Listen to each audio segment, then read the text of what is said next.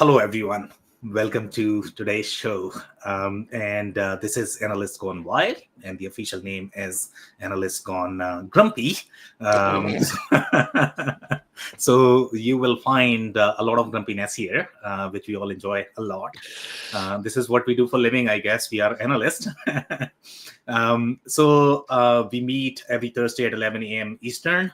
So this is probably what, 18, 19, 20, I don't know which episode number is. Robert does a very good job of keeping track of the episode number, and he's going to be a little late today, so that's why I'm hosting. So we'll start with everybody's intros. I don't know, Thomas, do you want to go first?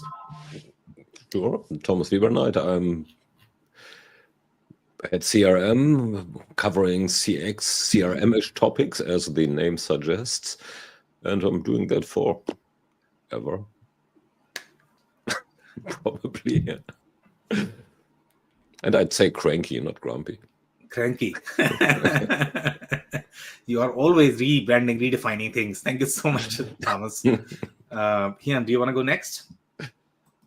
Sure. I'm Hyun Park, founder of Amalgam Insights. I've been an industry analyst for 17 years across analytics, data management, and IT management topics. Okay, amazing. Thank you so much for being here, Hyun. And Ken, do you want to go next? Sure. Ken Gonzalez here, otherwise known as KenGon. With Pretty Simple Group, I provide coverage on CIO topics as well as infrastructure and operations. Okay, amazing. Thank you so much for being here. So I'm actually going to bring the first story here. So here, this is slightly different story, I guess, coming from Nintex. And obviously, as usual, 90% of the stories are going to be around AI. So this is no exception that this is AI as well. So in this case, they are talking about AI-powered process automation. And when I look at this, I'm getting a sense of Pyfly is the company that we were looking at process automation. We have covered, some more. I don't know how many sessions you guys were part of, but there are a lot of different companies that are playing in the process automation space. And here they are, I am not seeing anything new. The only thing is, okay, we have the processes, we have process managers, and I don't know if they are making alliance with a lot of consulting companies. They are working on something like this as well. They are saying AI forms assistant with Nintex forms. As such, from my perspective, I get a feeling of BPM, to be completely honest, based on this description. So I'm going to open up the floor now. What do you guys think of this? BPM is probably where their roots are. I don't really know this company. To me, the third bullet is the interesting one, to quickly create purpose-built solutions. So this goes into a discussion that is going on in at least the CRM arena for, well, not too long, for some time now, that goes into the direction that prepackaged applications may see their sunset. Because why? The reason is that they're getting customized the heck out of it anyways. So, and that changes the equation between make and buy, especially if it becomes so easy to build new applications. So they seem to ride that wave to some extent, although they are probably a bit closer to the Microsoft and Salesforce ecosystem. Yes. Also, right now, we are being flooded by automation announcements. And right now, it feels like everybody is saying the same thing. And I think that as we are looking through these announcements, there are several aspects that I feel like are important to take a look at.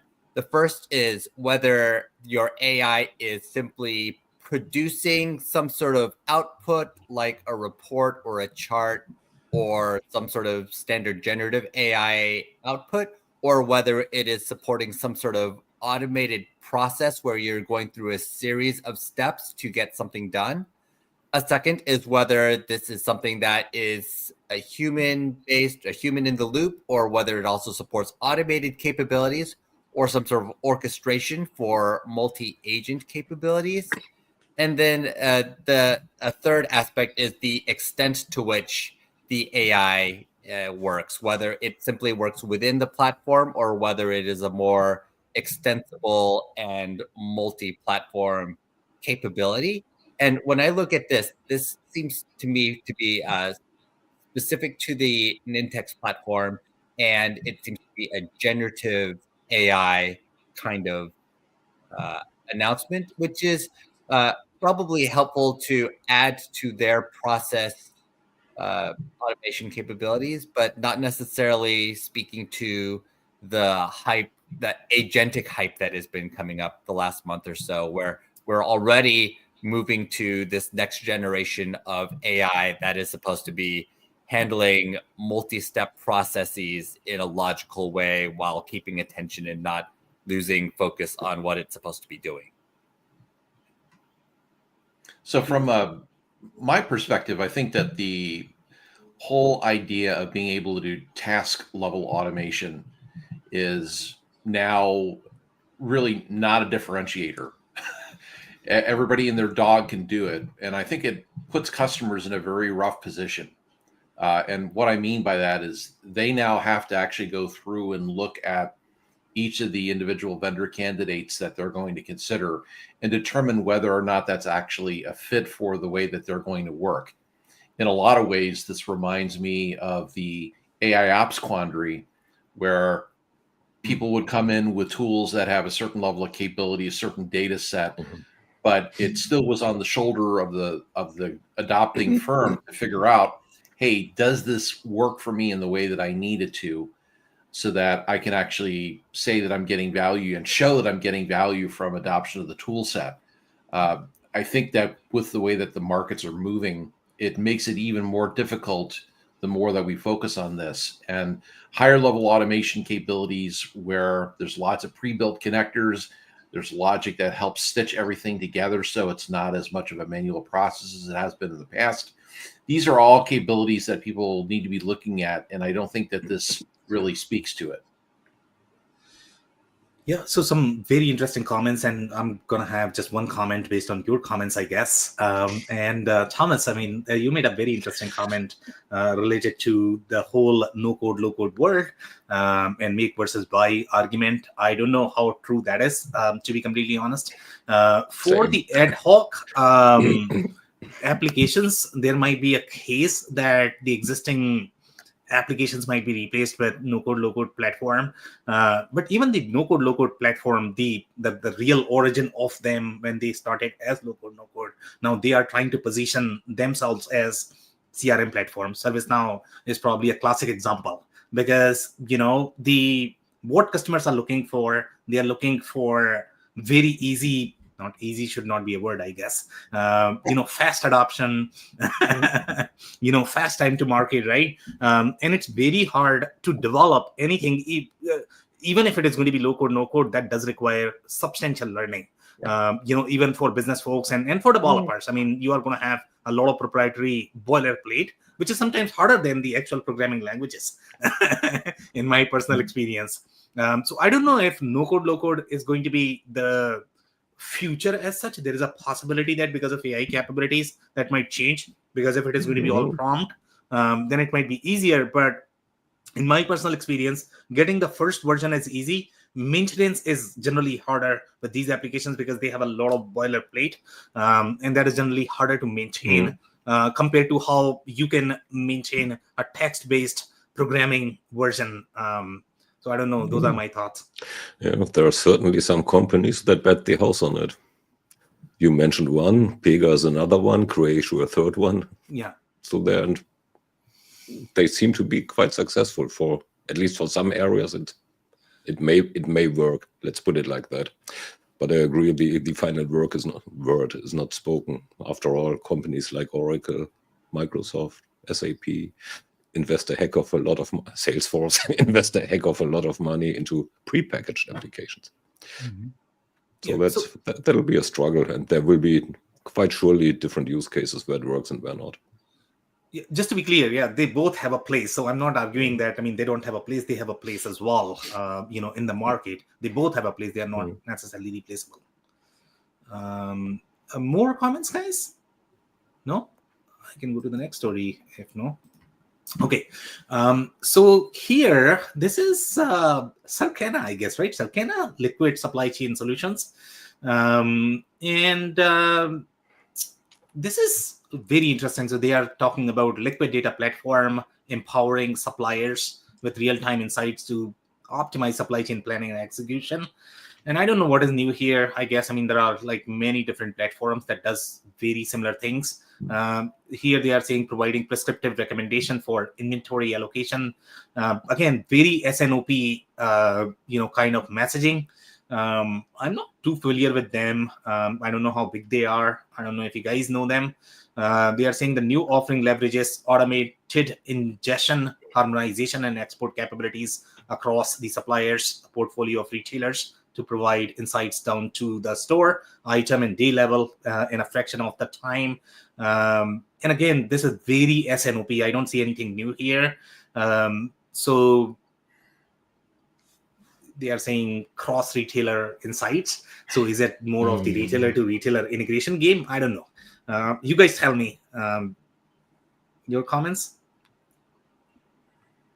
Well, let me start with, I'll say that from a supply chain perspective, I think with the issues that we're experiencing with global logistics, anybody that's really going to focus on supply chain is going to have a devil of a time.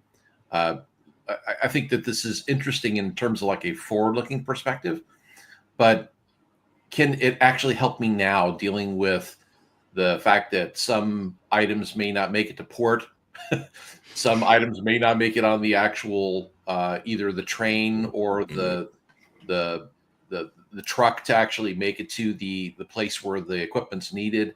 How do you deal with the impacts of delays and things that actually just don't ship? Those are the things I think that the supply chain leader of today is going to be really focused on trying to get answers to. And just the soft thing about ingestion, harmonization, is that really going to help me? I'm not quite sure. Yeah, more comments, guys? Yeah, kind of the Circana, interesting company. It's a merger. It's one of these wrap-up consolidation companies of former companies that have also been in the supply chain space, as the private equity world is trying to wrap up all of these capabilities into one super group. We've seen this game before across the years in many a market. But as Ken Gon said, this is definitely a timely announcement, as nobody knows quite what's going on at the store level, and how can you with the rules changing from week to week, especially in the United States. Yeah, great comments, guys. And if you're in the audience and if you have any sort of comments, stories that you might be able to share, we love to see those, and we would love to discuss those as well. Guys, more comments on the story? Great comments, by the way. If not, I can move to the next one. Okay, so here, this is CloudBolt, and they are talking about continuous optimization. They have extended to Kubernetes, right? And this is the acquisition of StormForge. And you guys are probably going to have a lot of insights here. They are talking about, and they have the pioneer in machine learning powered resource optimization is that they have. I think for the infrastructure, I don't know how many players are there in this market. I don't track them actively on a daily basis, this particular market. So again, you guys are probably going to have more to say here. FinOps. So yeah, this is probably going to be your area. You may have done a lot here, right?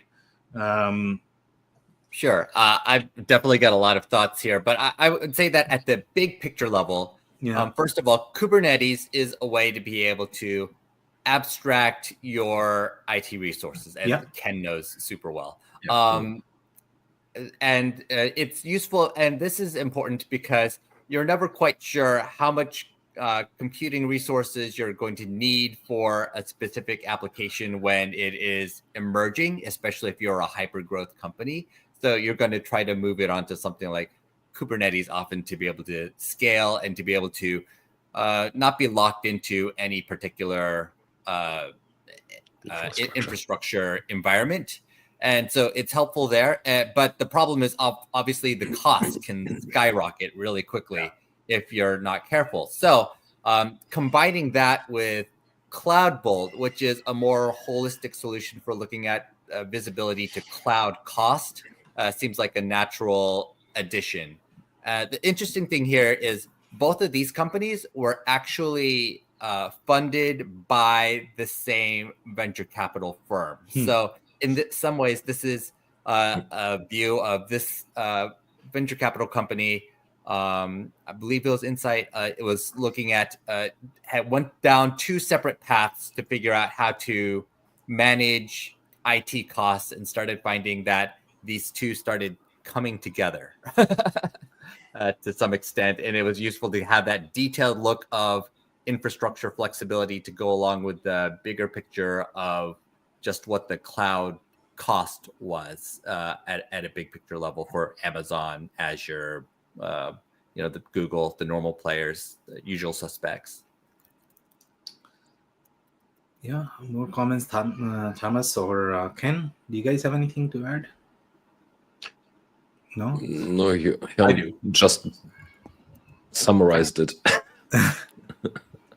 I think any opportunity to actually have some focus on IT finance or FinOps is actually a really great thing, because for the most part, from an end user organization perspective, they've done a fairly horrible job of really managing the financial elements of things. I think that the challenge has been, because of the way that they typically budget, which is CapEx, OpEx, and special projects, it doesn't give them down to the looking at a particular service, application, or product that they bring to market.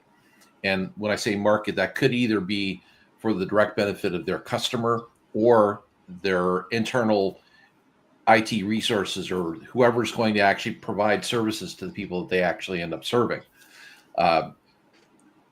You end up having to really work at very high level buckets of cost. Yeah. And it doesn't help really determine where your money's going and whether you're actually delivering the right level of value for what the spend is, for what you're consuming. So anything that actually helps get their hands around this, for me, this is a good thing. I like seeing things like that. And the key problem with it has been, it's been very difficult to stand up platforms that help you gain visibility.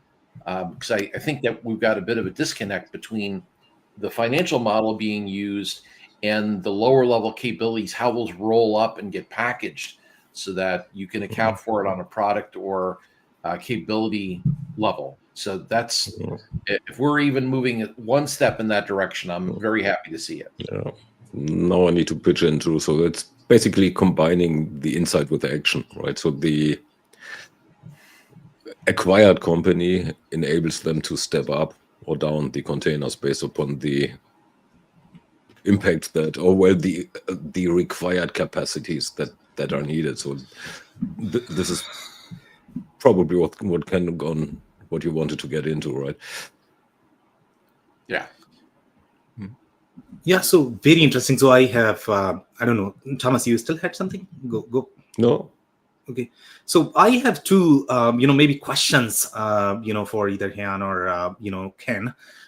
So number one, I don't know if you know any other companies that are doing similar things as StormForge that can provide similar, analytics. That is number one. And number two is, in my mind, when I look at this, and for companies, especially tech companies, this must be difficult, right? Because they have to do the financial translation as well. 90% of the tech companies or the SaaS companies, their pricing model is either user-based, consumption-based, and they are paying per messages per transaction. So I don't know how easy that translation is. I have not personally done that, so I don't know how difficult it gets. But it must be a headache, I guess. So I don't know if that is something they are going to get some value from it, or is that so, Hyun? Yeah. So at Amalgam Insights, we talk about the IT rule of 30, basically saying that any unmanaged IT subcategory typically has 30% in waste. And we see this year over year. People do surveys and sometimes it's 28%, sometimes it's 31%, but it really stays around 30% very commonly for things like cloud or enterprise mobility, where there's all these cell phones that are sitting in closets, or all these software licenses that are being unused at the SaaS level. So this is a very common problem. As for the marketplace, this is a very fragmented market. I would say that there are 3 big players right now. There's the VMware cloud based cloud health solution. There is the Apptio IBM solution, and then there is now the Flexera based cloud checker solution, formerly owned by NetApp and then recently purchased by Flexera. And then there's a bunch of up and coming players like CloudBolt that are coming up as well. There's actually the big industry show for this is coming up in early June 2nd, June 3rd, called FinOps X, being run by the FinOps Foundation, which is part of the Linux Foundation, offshoot of the Linux Foundation focused on cloud costs. So we're probably going to see a whole slew of press releases about the latest and greatest in cloud cost management in the next week or two. Okay, very interesting. So more comments on this? Actually, a question. So and there's no doubt about there is a certain amount of waste which gets addressed by vendors like CloudBolt in this particular example. What's the, let's say, the remaining benefit for their clients? Because they don't do it for free as well. Right. So what's the value distribution of solving or reducing this problem? That's the tricky part. So you get that 20 to 30% cost waste. Of course, you identify that. But after 2 years, that's all cleaned up. And often the challenging part is after that. If you're doing a good job, your cost is at a steady state, which is a difficult case to make for your CFO to say, I'm doing a great job because nothing's changing. And the CFO is always looking for constant 30, 50, 70% cuts wherever you're looking. So after that, it becomes more of a governance play, making sure that everything is ordered in a more standard way, that you're following your contracts, that you're getting all of your discounts and able to prove that from a contractual perspective. This is also helpful from an inventory perspective and simply making sure that things like your storage buckets don't get abandoned and then hacked into as well. So after the first couple of years, this becomes more of an IT asset management issue than a finance or an expense issue. Cool. The interesting part of this is I think that there's what I like to refer to as the messy middle, right? So as Hyun talked about, you got the CFO on one side who's, can you name your budget in 3 notes, playing name that. And then on the other side, you have tools like this that are providing more granular level visibility into what you're actually spending and levels of performance. But the messy middle is where, how do you actually compose these things to be able to say, okay, these are the component parts that I need in order to be able to deliver this capability to the organization, and how much should I spend for it? And this is, I think, where the math gets really complicated, because for the most part, we're trying to make sense of the forest from looking at all the individual trees, as opposed to being able to have a better construct to be able to actually build the view and now decide what elements in the forest are actually useful in making that available. So we've got a lot of work to do. We definitely have. All right. So if you guys don't have anything else on this one, I'll move to the next one. Okay. So we have Kinaxis, and it's very interesting that they are in the news now because the last news that I saw, this is a Canadian company and they were kind of struggling, but now they are signing a lot of partnerships. So I don't know what changed, but this is very interesting. So this particular partnership is very aligned with what SAP had done with Databricks. But in this case, Kinaxis is a different platform because they are more into the SNOP and supply chain suite play. But Databricks is everywhere, I guess. Good for them that they are making these partnerships. So, and I mean, and there is one more story, I guess. Kinaxis and Infor, I guess they are doing something as well. So it's always very interesting in the supply chain space because everybody is trying to work with everybody else, even your rivals and competitors. So which always gets interesting. So here again, I think this is going to be more of the technology play. Because in my mind, Databricks is still very infrastructure, data warehouse sort of play, compared to what Kinaxis offers, which is going to be a real SNOP planning, forecasting platform from the supply chain perspective. So here they are saying the only AI native platform. Everybody is AI native all of a sudden overnight without spending any money, purpose built for end-to-end supply chain orchestration. I don't know if I'm seeing anything else other than the partnership, which is great.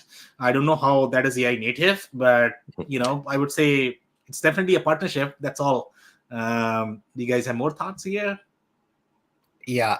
In the data side, there is this intense mano-a-mano right now between Databricks and Snowflake to see who can be basically the next Oracle database, except for AI and data lake and all of the things that we talk about that are magical about AI. So everybody is trying to partner and show that they are the true enterprise solution. Right now, Databricks is making a lot of announcements around marketing data, and they recently announced their SAP Data Cloud along with SAP. And now they're talking about working with Kinaxis. They are definitely trying to show that they have real enterprise cred and that they aren't just an AI technology solution, so that as you think about what you're going to do next from a data warehousing perspective or a model building perspective, you're going to say, well, I'm going to work with Databricks because they obviously have all these interesting enterprise connections, not just with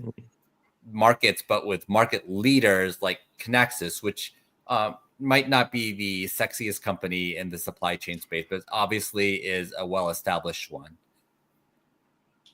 Yeah. More comments, guys? No? Yeah. So, I mean, in this particular case, I guess the connection and the marketplace that you mentioned, Hian, I guess that's probably going to be the value from the Databricks perspective. But again, I mean, in my mind, when I look at the data lake, data warehouse play versus SNOP, it's just going to be one connection. SNOP is a very different use case in general. It's not supposed to be replaceable. Sometimes people feel that if you pay, let's say, $100,000 per year for an SNOP platform, they are also going to get the data warehouse as well as some sort of dashboard, which is not true because these platforms are very different. They are different sort of ERP is how I like to define. They sort of provide the future view as opposed to the current view, transactional view that your ERP CRM systems are going to provide. So that would be my comments on this. More follow-ups? Any other comments? No? Well, I do think that supply chain data is interesting because it is multifaceted. It's not simply a matter of the typical structured data that we think of as from perhaps a sales perspective or a CRM perspective. It can be streaming data. It needs to be more real time simply because of the nature of supply chain and dealing with stockouts, dealing with real-time activity, logistics. And I think the data lake house that they've been talking about, where you just shove a ton of data in and can analyze it on demand, is an important capability from a technical perspective. And so I can see where plugging into something like a Databricks might be useful. I think there's a number of technical ways to be able to solve this problem, but I think this is just market leaders trying to team up and show that they are stronger together. Yeah. You said something quite interesting before, becoming the next Oracle. what do you think is Oracle's take on that? I'm pretty sure Oracle wants to remain the next Oracle. Yeah, I'm quite sure about that as well. But how are they playing there? Yeah, but Oracle's doing this in a different way because they're doing it by pushing their Oracle Cloud at this point, and of course they've got NetSuite and their Fusion apps, and then their original Oracle database, which they seem pretty wedded to maintaining and making more autonomous from a tuning and management perspective, but they are not as wedded to the idea of the data lake where you shove everything into one place. They really want you to clean up your data and put it in an Oracle data, the same Oracle database you've been using this for 40, 50 years. Yeah, and historically speaking, Hyun, I mean, Oracle became so big because they moved a little bit from their database roots and market. They tried to provide a lot more capabilities, and they became a true enterprise software vendor, I would say. Do you see the same future for Databricks as well as Snowflake as well? Are they going to get into the app space, or are they going to be as big as Microsoft? I mean, Salesforce is probably as big right now. I would think, and they are kind of getting into the infrastructure play as well. Especially with AI and the way their platform-centric approach is rolling out. So Salesforce is, I don't know if they are comparable to Microsoft right now. I would think they are. No, Thomas does not believe so, I guess. Microsoft is just so huge. They have so many other pieces outside of their applications. Yeah. The dynamics for Microsoft is a rounding error. Let's put it at a scaling perspective. Yeah. But overall, from the but Sam, it's a good point. Like, you would think that one of these huge data platforms would start going in that direction. It hasn't really happened yet. There are no real Databricks apps. I'm sure Thomas does not think about Databricks at all from a CRM perspective, and he shouldn't, because there's nothing there. If anything, other than ServiceNow jumping into the market, there are no other giants that are trying to go into enterprise apps to a significant degree right now. You would think it's going to change, but it hasn't yet. Certainly an interesting thought, because I mean, one way or another, so each of those silos, the data silo, the infrastructure silo, as well as the application silo, they are getting commoditized. So basically they are commoditizing each other. So it may be an interesting thought for a data vendor or a database vendor, let's call it database for sake of lack of a better word, that they are going into another segment that is adjacent. So that we have seen it with the no-code and the BPM vendors, for example. But it's hard to do. Amazon has really struggled to get into the app space, and they obviously have all the data in the world. The same as Google, right? They could do as well. Yeah, I mean, the reason why they have struggled is because, in my mind, B2B and B2C play are two completely different plays. And when I say B2C, I mean commoditized, offerings as well. Even if Microsoft has a lot of those, but they don't necessarily have the real B2B play. The same thing goes for the majority of the consumer-centric companies. I think Microsoft is pushing the messy middle that I was talking about, which is, having somebody that has like data lake or these massive piles of data capabilities. How do you actually go through and figure out how you want to take and reconfigure or reinterpret the data in a way that's actually usable, to use that kind of that ERP lens to it? There's not a lot of uniformity.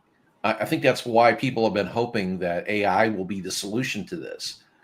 But I still think we're pretty far away from being able to address the real need here, which is, how do you make sense of something which is inherently nonsensical? Magic wand. Okay, so if you don't have anything else on this one, I'll move to the next one. So this is very interesting, Rootstock. And we have done some stories for Rootstock.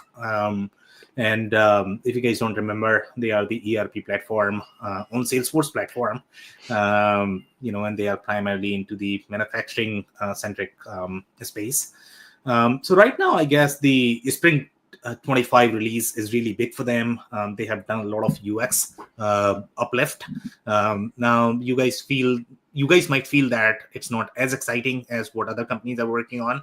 But overall, if you look at the Salesforce platform and the Salesforce applications, some people feel that, Salesforce is easy, but UX is not their thing, I guess, anymore.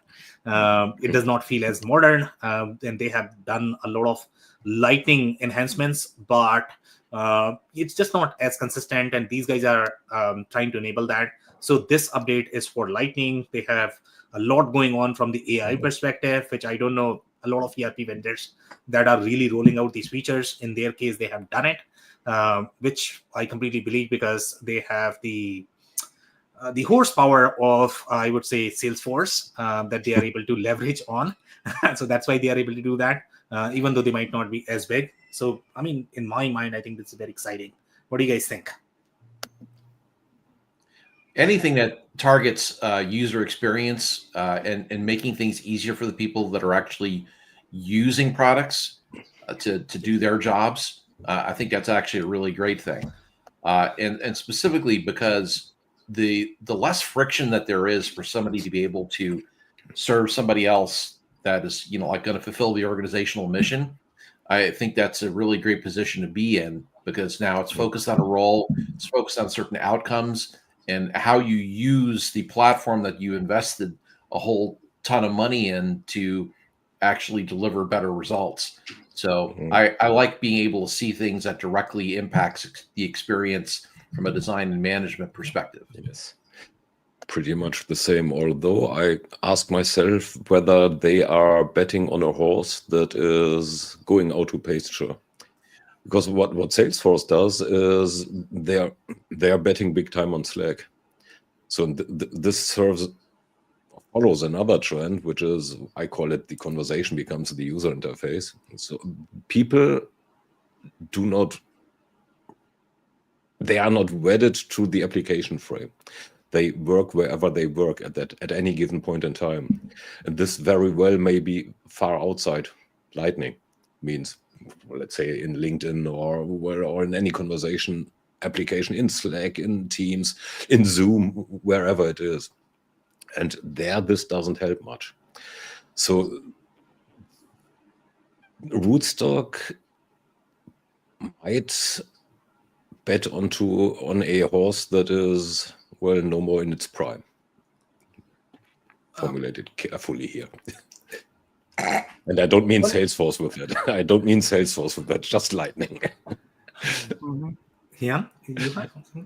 Yeah, I also wonder how much Rootstock will be able to take advantage of the Salesforce platform. Obviously, Salesforce has been talking a lot about Agentforce and AI and pushing everything to the user. Manufacturing operations is still often a very specialized capability when you dig down into the details, and you definitely want to dig down into the details when you're thinking about manufacturing yields and taking care of 100 years of technology that go across the gamut in all sorts of ways, both connected and non-connected, and the expertise needed to keep that going.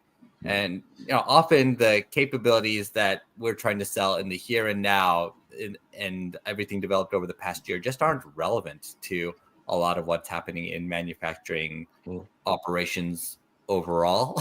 They're still looking for connections to operational technology while we are talking about talking to your data. It's just we're just talking about different worlds here.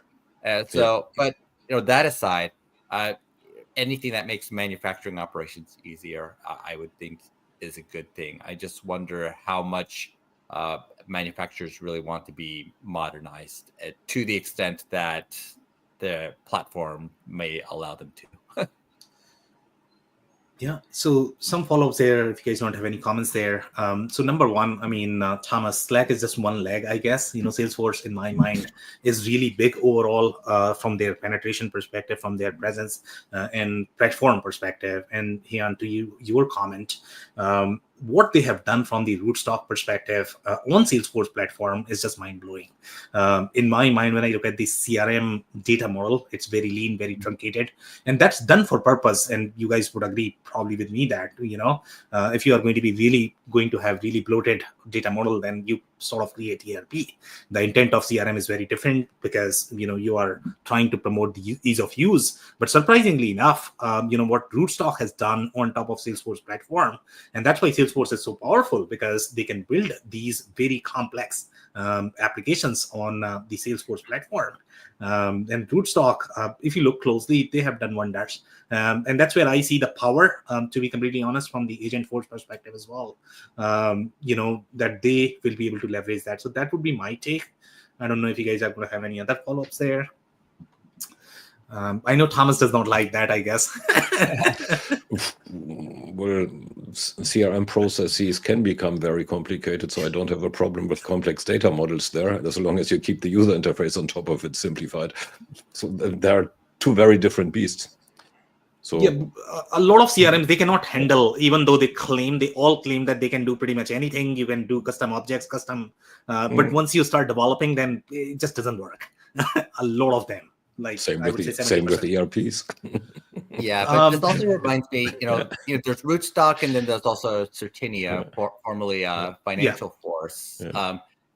Then kind of building this ERP on top of a CRM platform, the platform meaning the data cloud and the integrations and all those capabilities. It seems, although this seems like a really powerful combination, because I think the Salesforce platform is obviously enterprise ready. At the same time, I don't think of Rootstock and Circana as like the leaders in ERP at this point. So there's, I don't feel like these companies have fully scaled out to take advantage of fully take advantage of what the Salesforce platform can do yet, because I think of the Salesforce platform as something that obviously scales to a global scale. With however many customers Salesforce has. So I think it'll be interesting to see as these companies continue to grow, whether that Salesforce platform is a strategic advantage there, whereas their competitors may start having to think about changes to their infrastructure and backend platform.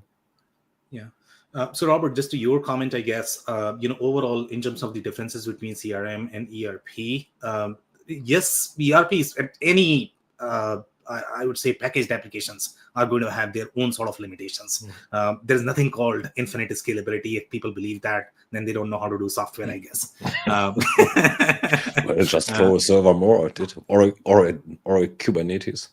Yeah. So here, I mean, see, you have the scalability from the infrastructure perspective, but you also have scalability from the development model perspective, because they have their own constraints as well. But the real difference between the ERP applications is that you can do easy CRUD operations. Not easy, I should not use easy word, but at least the CRUD operations. But CRM platforms, they struggle with basic CRUD operations as well at times, because the data model is just not there. In some cases, you can do that. And again, that's why Salesforce is powerful in my mind, because you can do very complex CRUD operations here. And that's why they are able to build all of that. If you guys don't have any follow-ups there, I'll move to the next one.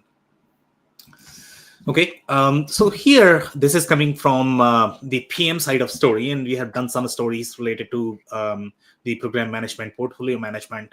So here, this is about Tempo. And again, I have never heard of them. I don't know if you guys have heard of them. Tempo, a leader in project, program and portfolio management solutions, today announced its strategic portfolio management platform. And again, in this market, if you look at the movement that is happening in the market, there are the newer project management platforms, Monday.com, Smartsheet. They are taking substantial market share. And my take on Tempo would be that this would be more of the traditional, project management system, Asanas of the world, I don't know, the Atlassian. So it must be in their market. But this seems to be slightly advanced capability that they have announced, and they are talking about the new release. Allegro introduces powerful workflow capabilities. So are they catching up with these newer vendors? That's a possibility, because 90% of the traditional project management platforms are trying to catch up with these newer breed of project management platform. But they are talking about some of the integrations as well. Atlassian, ServiceNow, those are very common integrations. So it seems like they are in the enterprise space, because these are 90% of them are very enterprise-centric platforms. So that's my take. What do you guys think? To me, this reminds me of Zoho's Projects Plus, because the beef here is in the last sentence or last half sentence. Compatibility and clarity of responsibilities across all types of projects. So even in bigger organizations, there are different sizes of projects that are managed differently. Some are waterfall, some are Scrum, some are safe, some are Kanban, whatever. Yeah, pick your choice. And there aren't many tools around that can support that all. So, and this, I think, is quite a good idea to have an overlay that can do that, while not immediately threatening the Atlassians and DevOps of this planet that offer part capabilities and that are well in use. So play with them instead of against them, which is quite an interesting move, quite a good move, actually. More comments? From my perspective, the project portfolio and program management it's a really gnarly space. And the main reason is that the level of capabilities that are being provided by the various tools are not one size fits all. Some will actually work well for, a small team that's working on doing some continuous improvement. Others are like, how do we rationalize the spend across the portfolio of initiatives that we own and want to either be able to optimize or take some stuff out of service? The gap between the low end and the high end is pretty substantial. And the closer that you get to managing portfolios, I think it requires a level of sophistication that a lot of people consider aspirational, but don't necessarily line up with in practice. So portfolio management activities end up being, it's quite uncommon to see it, I think, done well. And I'm really questioning whether or not a blended offering here, while you may be able to take some data in from the different tool sets that you have available being used at the lower level, how that actually rolls up and showing how you can better manage a portfolio or a set of programs. I'm just kind of skeptical about that. Yeah, I completely agree. Ken, more comments, guys? No? Yeah, so Ken, just to reinforce on your comment, I guess, anytime you are going to make it a bundle, you make sales process, I don't know how to put this, you create a lot more friction, I guess, in the sales process, because it's not as easy to sell in general. So here they are trying to create the bundle, but for the most part, I don't know if you really need bundle. Bundle is good from the analytics perspective and getting the connectivity across the organization. But again, it's not as easy from the adoption as well as from the sales process perspective. If you guys don't have more comments on this one, I'll go to the next one. So this is Tricentis, and I don't know if you guys are familiar with them. They are very interesting platform as well. They are more in the testing space. And testing space is seeing a lot of innovations too from the AI perspective. Now there are AI first testing platform which is just mind-blowing because they look very slick, to be completely honest. I really want to play with them. So I think we are going to see a lot more changes in this space. Tricentis obviously is a very legacy platform, but I don't know how much AI capabilities they are going to get, how easy it is going to be for them to do something that the newer breed of AI native platforms are able to do. So this is the spring release of new cloud capabilities. And again, everybody is AI powered, AI native, so I'm not surprised there at all. Everybody wants to rank on those keywords. So here, as such, there are no details as such, with the only exception being they have done the spring release, and it seems to be AI powered. What do you guys think? Well, if it's cloud and AI based, it must be fantastic. But there's I think there is a real business problem here that we're going to be creating all of these models and all of these agents, like the Agent Force and ServiceNow and everybody else is talking about how they want to build 1 billion agents or whatever it is. And we're going to need some sort of mechanism for being able to test all of these agents as we are making them enterprise ready and deciding, are these agents and services and apps and models and whatnot that we want to spread out across the department or across our organization? There's going to have to be some way to be able to figure out how to test this and how to throw data into those models that are relevant to your business or relevant to customer questions or external questions that might come in. So I can definitely see the need for some sort of cloud-based capability and some sort of brand name to be able to come in and help with those testing capabilities, because we're not just testing a couple hundred apps anymore. We're going to be testing millions of little bits, let's just call them, the agents and models and APIs and et cetera, et cetera. So, some legacy player is going to come in and probably make $1 billion in solving that problem. Yeah. More comments, guys? Well, test has traditionally been difficult, time-consuming, and resource-intensive. So I think that being able to focus on using AI and now being able to think about what's the actual role of synthetic data in our test process, how do we actually do more of an automated, if you will, approach to being able to do the testing, so we can do more iterations of it without actually requiring more personnel hours to go into it to figure out what tests should we be doing. Like almost bringing elements of Chaos Monkey into it without actually having to think about, do I need to actually wire up something that will actually do that? But bring the suite of capabilities together that will help them actually go through and start to figure out, for this particular type of app or configuration of services that we're looking at, what's the right thing we should be looking at that's going to help us get a more well-rounded view.